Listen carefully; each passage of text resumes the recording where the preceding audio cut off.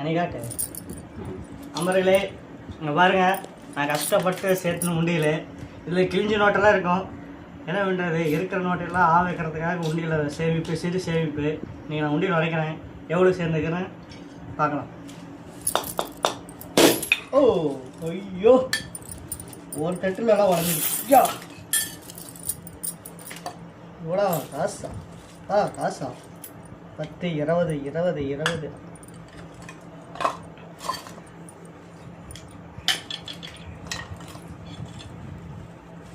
பாருங்க, கஷ்டப்பட்டு நான் சேர்த்துன காசு எவ்வளோ இருக்குன்னு தெரியல, உங்களுக்கு எண்ணிட்டு சொல்கிறேன். இங்கே பாருங்கள், இதில் 350, இதில் 950. மொத்தம் எவ்வளோ ஆச்சு? 350 950 1300 ரூபா. அப்புறம் பாருங்கள், இங்கே பாருங்கள் சில்லற காசு, இதில் ஒரு 350, இதில் ஒரு 200 ரூபா இருக்குது. ஆக மொத்தம் நான் 1500 ரூபா அந்த உண்டியில் சேர்த்துட்டேன். அந்த உண்டியில் அவ்வளோதான் நம்ப மாட்டிருக்கு. கஷ்டப்பட்டு காசு சேர்த்துன காசுங்க. இப்போ தான் காசோட அருமைன்னா என்னன்னே புரியுது. கல்யாணம் பண்ணுற வரைக்கும் நமக்கு காசு யாரோட அருமை என்னன்னு புரியாது.